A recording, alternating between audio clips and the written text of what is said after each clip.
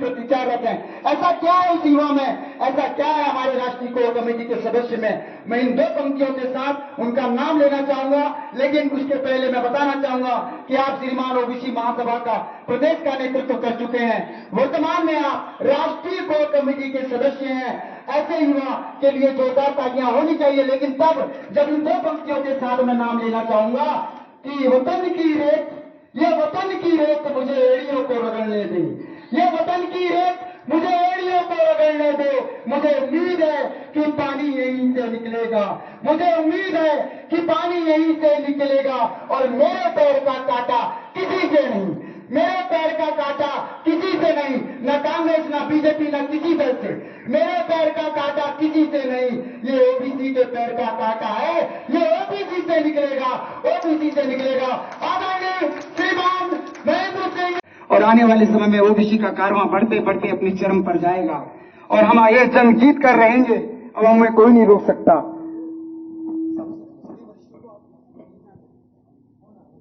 सभी क्रम से मैं चाह रहा था कि कुछ अर्पित करके भी अपना अपना स्थान ग्रहण करेंगे। मेरा निवेदन था सभी हमारे वरिष्ठ हैं, आप लोगों से विशेष निवेदन था कि सभी लोग कुछ अर्पित करते हुए, ताकि हमारे सभी लोग हमारे महानायकों का आशीर्वाद कर सकें और अपना अपना स्थान। न अधिकारों को भूलो तुम, करो अधिकारों की रक्षा। माइक कैसे डिस्टर्ब से कर रहे हैं। न अधिकारों को भूलो तुम, उतारो मोह के चश्मा। न सच्चाई को भूलो तुम, बड़ा अधिकार है हम सबका इस देश में भैया। त्याग दो नींद की अपनी, नहीं सम्मान भूलो तुम। त्याग दो नींद को अपनी, नहीं सम्मान भूलो तुम। मैं चाहूंगा अंतिम लाइन पर आप तालियों की गड़गड़ाहट देंगे तो शायद मेरा हौसला बुलंद हो जाएगा। इतने बड़े मंच में मैं पहली बार कविताओं का काव्य पाठ कर रहा हूं, कुछ दिल में धड़कन सी लगी हुई है। लेकिन सर ये कविताओं का मंच नहीं है ना, ये ओबीसी का मंच है। लेकिन कुछ परंपरा हो जाए इसकी भी तो ज्यादा अच्छा रहेगा। नाव सदकाम की सदवृत्ति से सदकाम खेते हैं। नाव सदकाम की सदवृत्ति से निष्काम खेते हैं। न इतिहासों के पन्नों से यही पैगाम देते हैं। बहुत हम सह चुके अपमान की पीड़ा, आओ मिलकर के शासन से अपना हक मांग लेते हैं।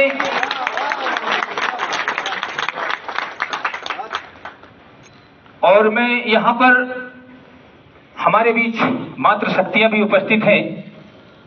मैं बहुत बार कई बार मीटिंगों में बोल चुका हूं। ऐसी मातृ शक्तियों को मैं हृदय से प्रणाम करता हूं। मैं ज्यादा लोगों को तो नाम नहीं जानता, लेकिन विशेषकर केवलारी से जो सिद्ध्या राय जी हैं, जो हमारी छोटी बहन के स्वरूपा हैं, मैं इनके हौसला के बारे में बहुत बार बोलता हूं लोकेश साहू जी से भी, और जब भी मीटिंग होती है। बहुत बहुत धन्यवाद है हमारी छोटी बहन सिद्ध्या राय को, जिन्होंने पूरे केवलारी ब्लॉक को अपने साथ लेकर के चलने का प्रयास किया है।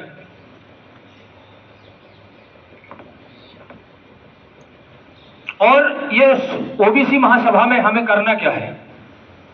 करने वाले हमारे ये बैठे हैं, जो प्रदेश से लेकर के भारत सरकार को भी हिलाने का काम हमारे बड़े भाई साहब लोगों का चलता है।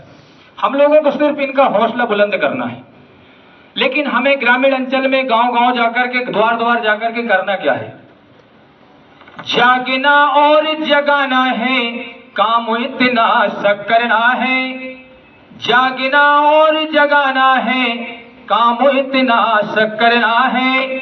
नहीं सुख चैन से बैठो, नहीं आराम करना है। आराम क्यों करना हमको?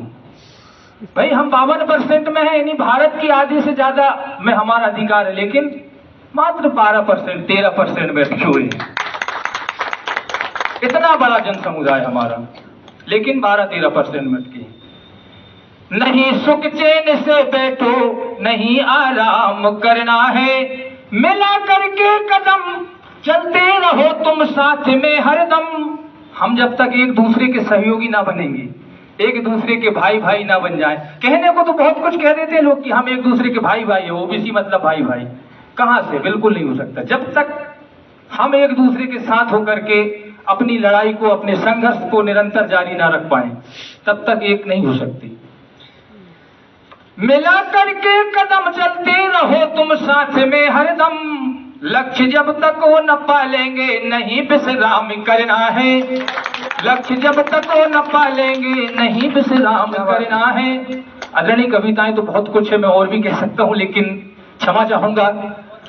अगले हमारे वक्तव्य हैं जिनको हमें सुनना है, जो हमारे बीच पिछले 2 दिनों से हमारे जिले में हैं, उनको सुनने के लिए हमारी सभी की ललक है। ये कविताएं तो होती रहेंगी।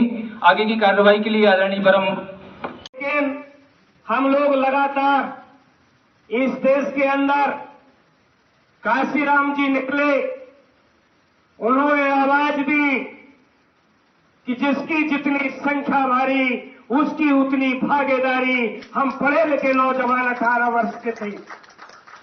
काशीराम जी की आवाज को सुनते ही और देश की व्यवस्था को जानते ही हमने तय किया, बाबा साहब अम्बेडकर ने कहा है कि जिस समाज में बलि का बकरा पैदा नहीं होगा उस समाज की कोई रक्षा और सुरक्षा नहीं कर सकता है। और उसी दिन काशीराम जी की आवाज को सुनकर के हमने अपने आप को कलार समाज का बलि का बकरा बनाया था और निकल पड़े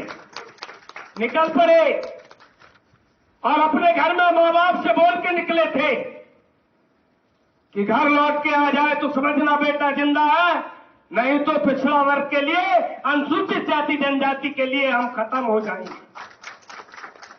हमारे बहुत सारे साथी, 90% से ज्यादा साथी खत्म हो चुके हैं।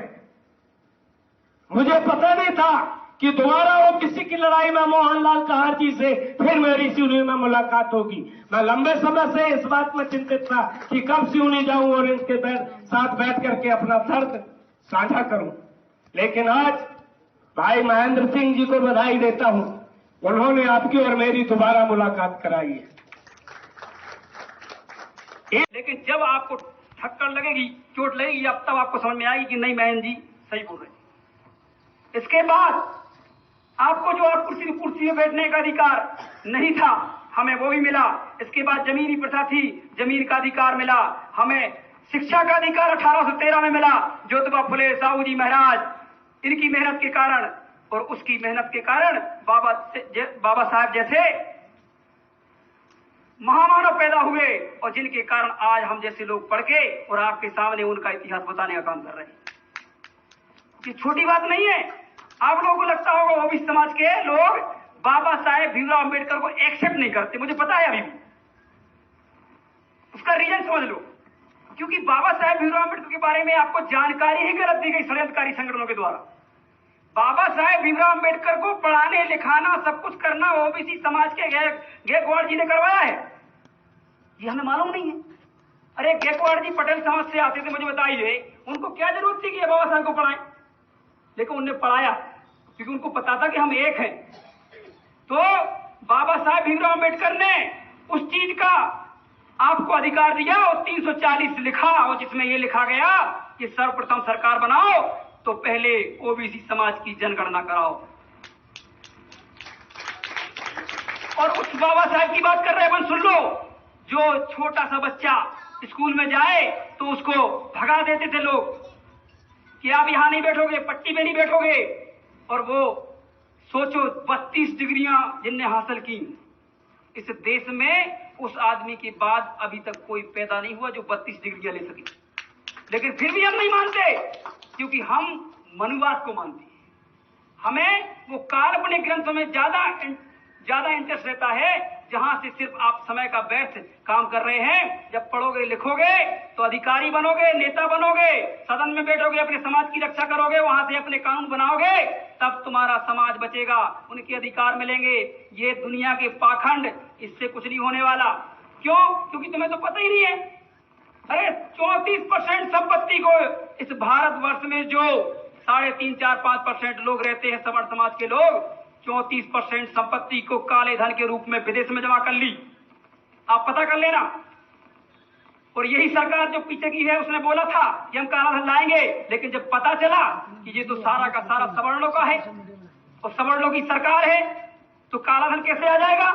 तो वही 34% संपत्ति विदेश में जमा करके और भगवा झंडा लेके सड़कों पे अपने आप को राष्ट्र हितैषी और देश हितैषी बताते हैं। और सारे ग्रामवासी क्षेत्रवासियों को अच्छा सर भी रहेगा। एक बार हमारे संदीप उइके जी हमारे बिहारी लाल यादव जी का अच्छा बिहारी लाल पटेल जी सॉरी जी बिहारी लाल पटेल जी कटनी उनका पूरे देश को भ्रमण कर रहे हैं, से स्वागत करेंगे। सामाजिक कार्यक्रमों में बहुत योगदान ऐसा ऐसे हमें जानकारी प्राप्त हुई बिहारी लाल जी